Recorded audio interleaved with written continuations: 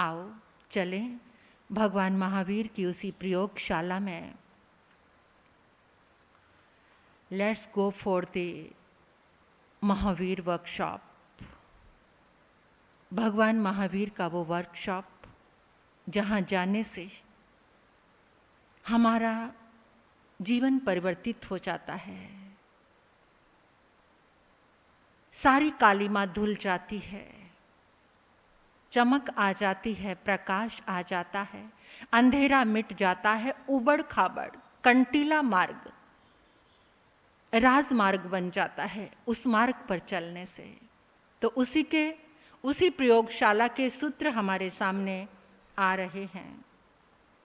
हमारे आचार्यों ने एक बहुत सुंदर सूत्र दिया है, जिन सूत्रों में कल से 2 दिन से हमारा सूत्र चल रहा है, कहम भुंजंतो।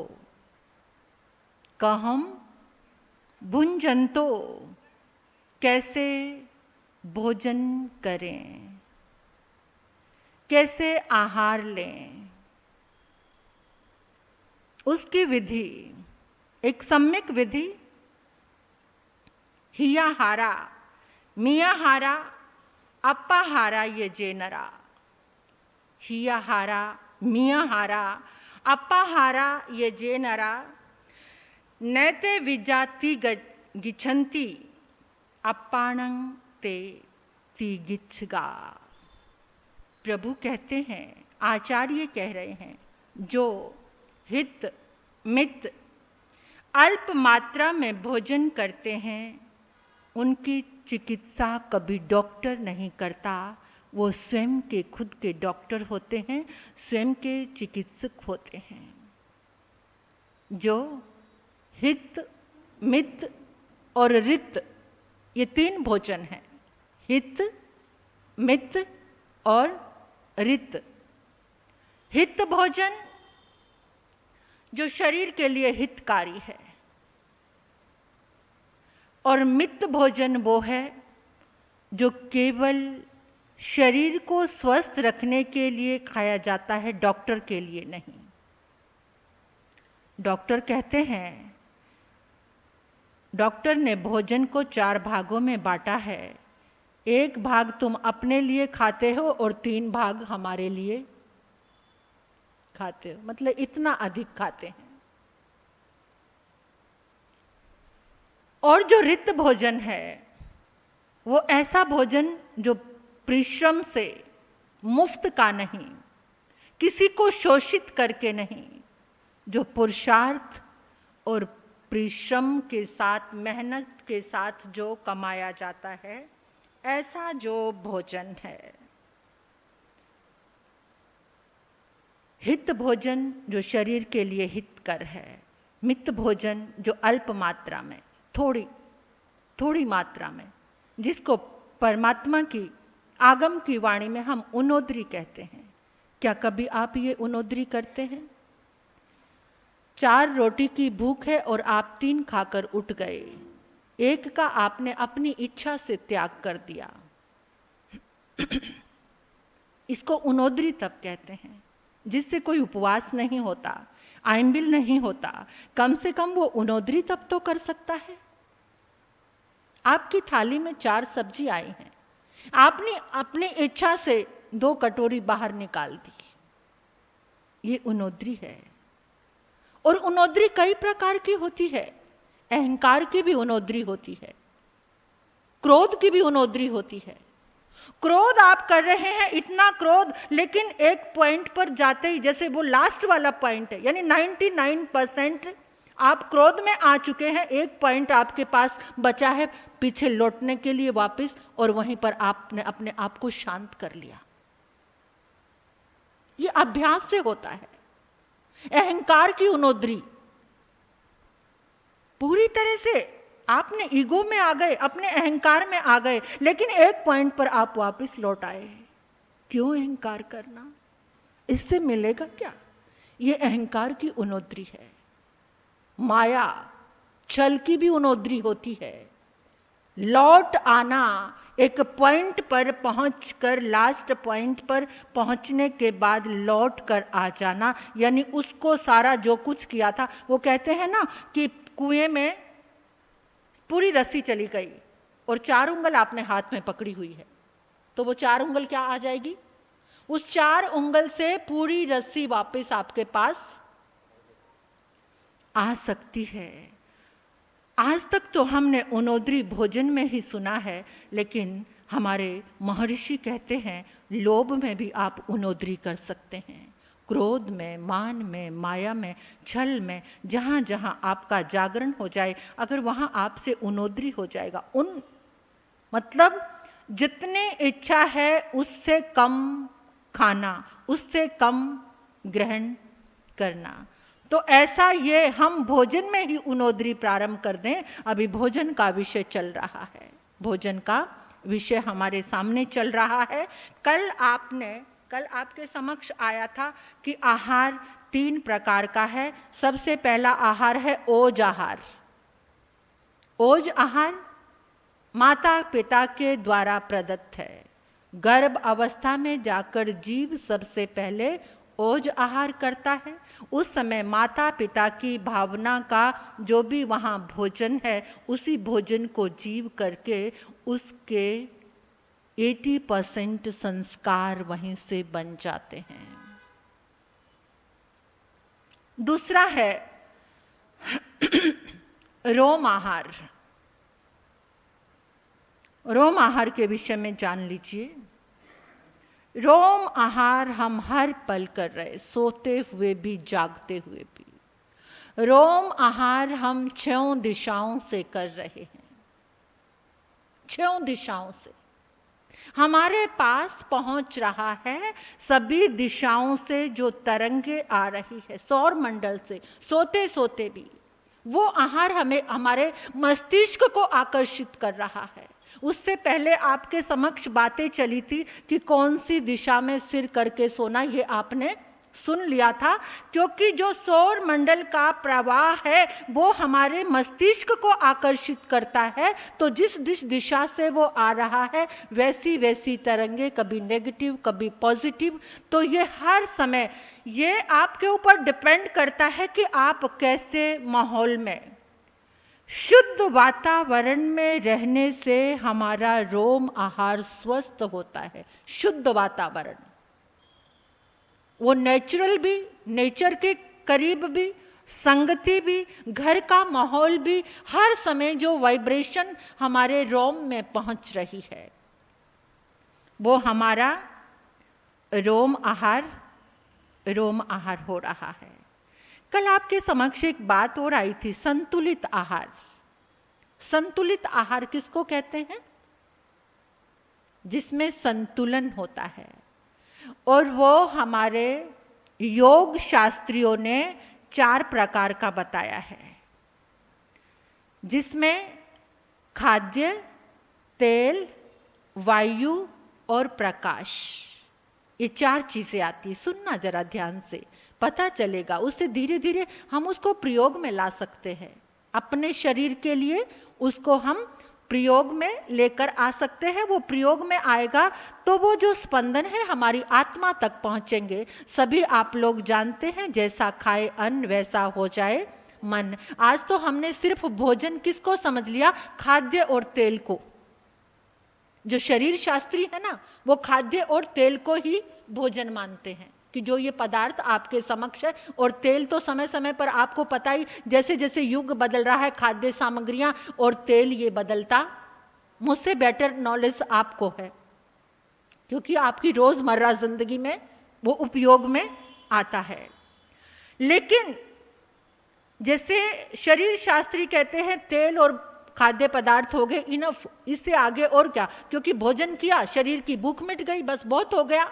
लेकिन योग शास्त्री कहते हैं कि वायु और प्रकाश, वो रोम के माध्यम से जो हमारे अंदर जा रहा है, आज तो इंसान ने इसको भी विकृत कर दिया है।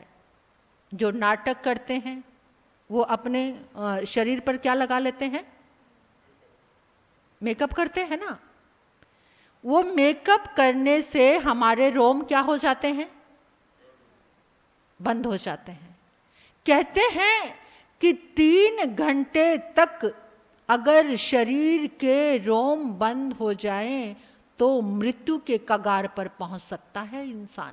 पूरे बॉडी के रोम अगर बंद हो जाए, रोम आहार हमारे लिए इतना महत्वपूर्ण है, उससे हम जिंदा रहते हैं, रोम आहार से। अगर रोम आहार, आजकल तो पता ही नहीं चलता किसी के भी चेहरे का, कितना कितना मेकअप, और उससे क्या होते हैं, जो हमारे फेस के सेल हैं वो डेड होने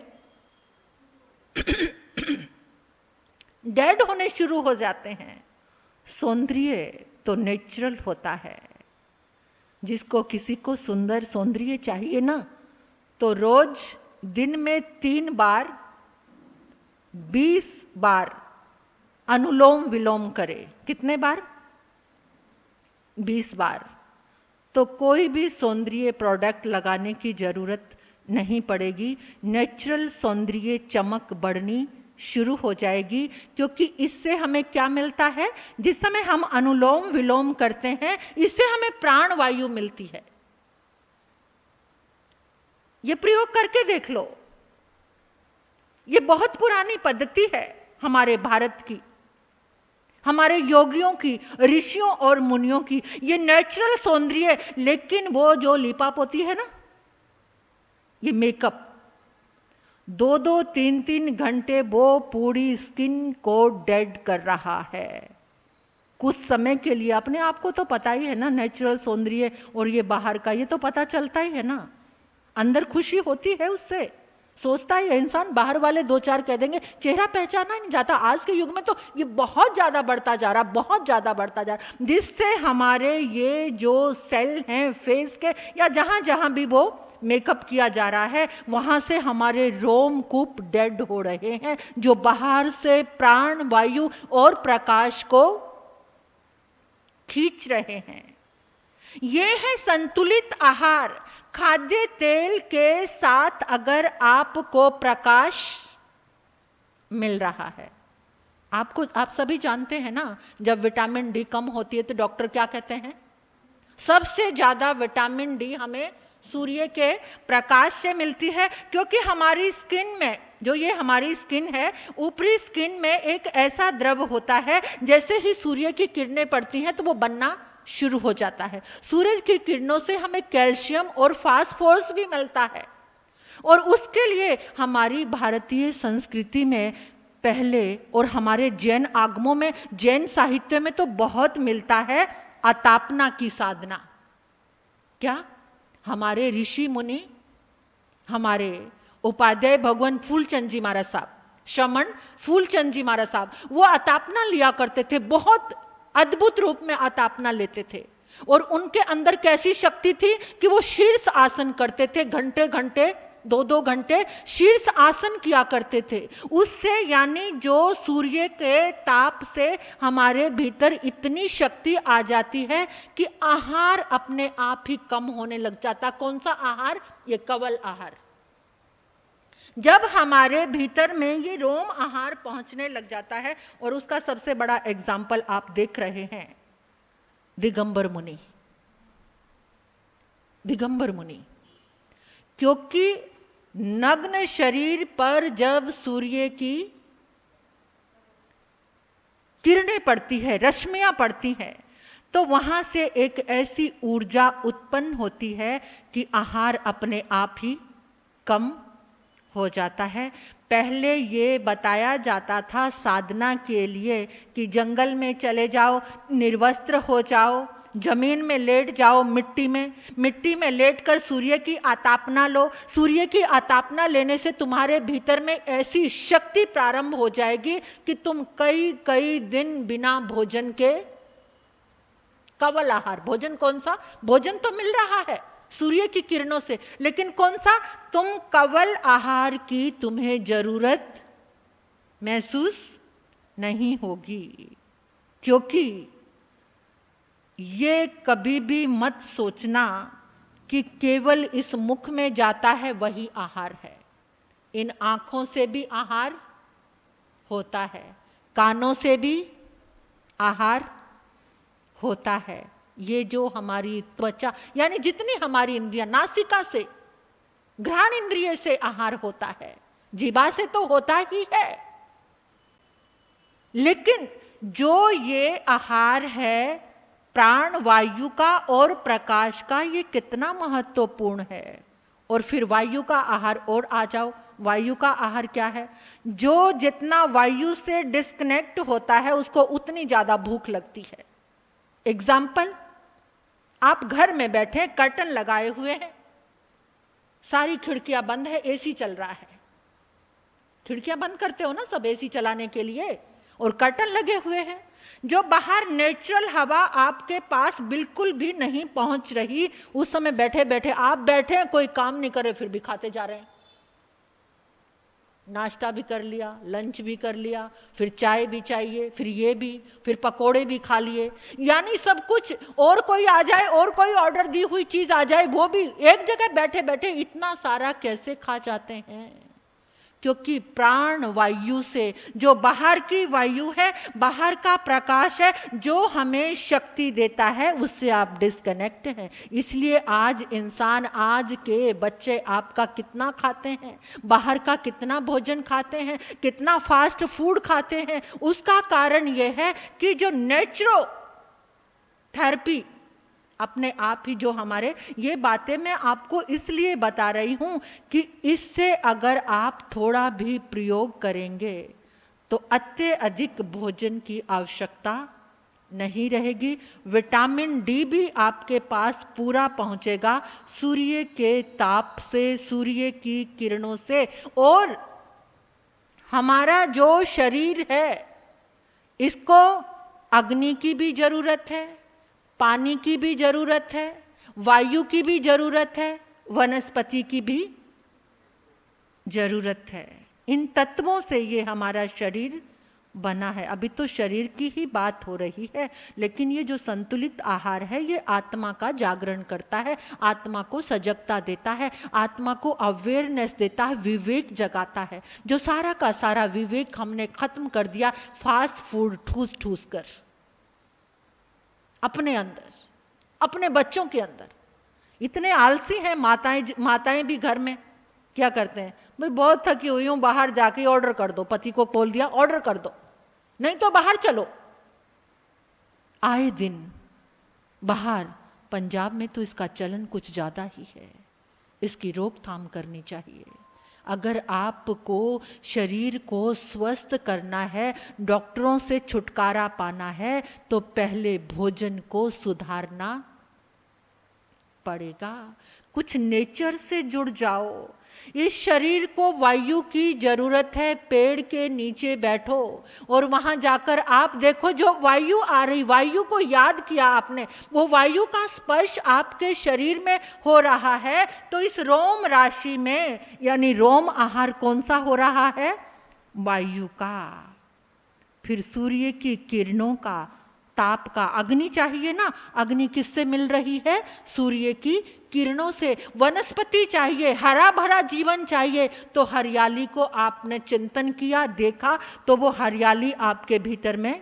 तभी तो कहते थे पीपल के नीचे, नीम के नीचे बैठकर आपको कभी डिप्रेशन नहीं आएगा। अगर 5-7 मिनट बैठकर आंखें बंद करके सोहम सोहम का ध्यान आप किसी पीपल के पेड़ के नीचे बैठकर करते हैं, तो जीवन में कभी डिप्रेशन नहीं आएगा। आपका मानसिक संतुलन बहुत अच्छा रहेगा।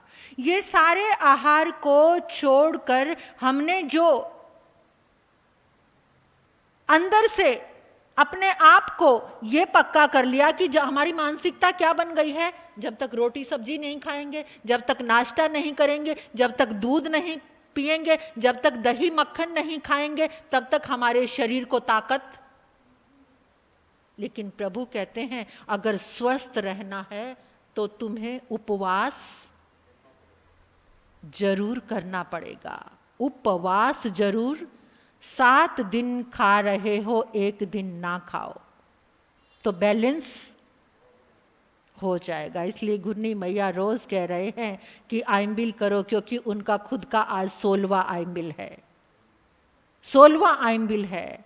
74 ईयर्स के हैं, हम सबके लिए वो बहुत बड़ी प्रेरणा है कि वो ऐसे अपने आयु में और इतने एक्टिव हैं, इतने जाप में, ध्यान में कितना लीन रहते हैं, और फिर आयम्बिल आराधना कर रहे हैं। अगर शरीर को स्वस्थ रखना है तो इसको कहते हैं हित, मित और रित भोजन। हित शरीर के लिए जो हितकारी है, मित अल्प मात्रा में कम खाना, वो मित भोजन है, और रित भोजन पुरुषार्थ, मेहनत, किसी को सताकर नहीं, किसी को कष्ट देकर नहीं, किसी का शोषण करके नहीं, बल्कि मेहनत के साथ कमाकर जो आप भोजन करेंगे वो कौन सा भोजन होगा? वो रित भोजन होगा।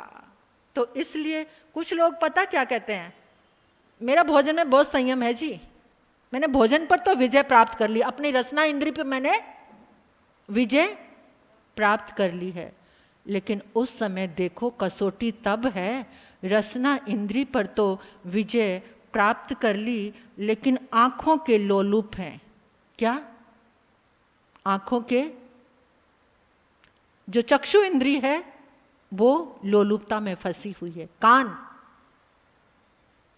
जब आप भोजन करते हैं आंखों से करते हैं, कान से करते हैं, नासिका से करते हैं या मुख से करते हैं?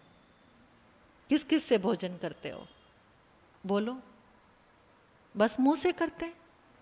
कुछ देखते होंगे, मोबाइल किसके हाथ में होता है, टीवी किसके सामने चल रहा होता है, आंखें क्या देख रही हैं? क्या आपकी आंखें, देखो ये जो जीभा है ना, हमारी जीभा, ये पहले चखती है, फिर वो जो स्वाद है वो मन तक पहुंचता है। कहां तक पहुंचता है?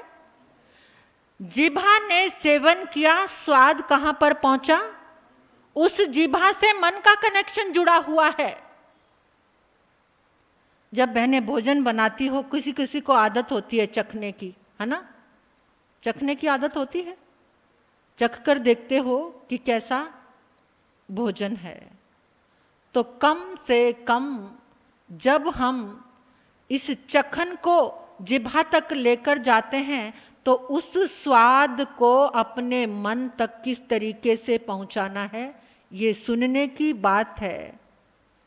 मैं मन का बहुत संयमी हूं, मैं भोजन का बहुत संयमी हूं, लेकिन अनुकूल भोजन सामने नहीं आया तो थाली उठाकर सबको कहते हैं मेरा जिह्वा पे बहुत कंट्रोल है, और जो मन के अनुकूल भोजन नहीं आया, गाली गलौज करना। इस जिह्वा से क्या चख लिया? गाली। क्या चख लिया? गाली। जब गाली चखी तो उसका सारी की सारी एनर्जी कहां पहुंच रही है? मन के पास। जैसा खाए अन्न वैसा हो जाए मन। हम आंख से खाते हैं, कान से। किसी को आदत है गाने सुनते सुनते खाने की, किसी को गॉसिप करते करते खाने की आदत है। क्या? एक दूसरे की निंदा चुगली करते हुए क्या खा रहे हैं? एक दूसरे की बात कर रहे हैं। सामूहिक भोज होते हैं, आप चुपचाप कभी भोजन करते हैं? सोच के देखना, एकदम सधे हुए रूप में कभी भोजन करते हैं? ये बहुत बड़ी बातें हैं, आगे चलेंगी। आगे एक चीज आपके सामने आएगी। आज आपने सुना है संतुलित भोजन, अब आपके सामने आएगा सात्विक भोजन। सात्विक भोजन किसको कहते हैं? क्या आपके घर में सात्विक भोजन बनता है? ये क्वेश्चन है आप सभी के लिए, इसका आंसर लेकर आना कि सात्विक भोजन क्या है। क्या आपके घर में सात्विक भोजन बनता है? ये आपके समक्ष आएगा। कल शनिवार है, कल हमारी रेकी साधना यानी लोगस की रेकी साधना की 3rd क्लास है, तीसरी। उसमें तीसरे चक्र की साधना आएगी, जो सबसे बड़ा, ये जो भोजन की बात चल रही है ना, और उसमें मणिपुर चक्र है। तीसरा चक्र कौन सा है? मणिपुर चक्र है। उस चक्र की साधना कि यानी जो भोजन करते हैं वो आपको पेट दर्द तो नहीं कर रहा, जो भोजन आप कर रहे हैं उससे आपको गैस तो नहीं बन रही, उससे आपको एसिडिटी तो नहीं बन रही। अगर वो बन रही है तो लोगस की ये तीसरी गाथा की कल साधना है, मणिपुर चक्र की साधना, अध्यात्म भी, विज्ञान भी और शरीर स्वस्थ भी, ये तीनों साधनाओं को लेकर कल की क्लास में आप समय पर पहुंचना।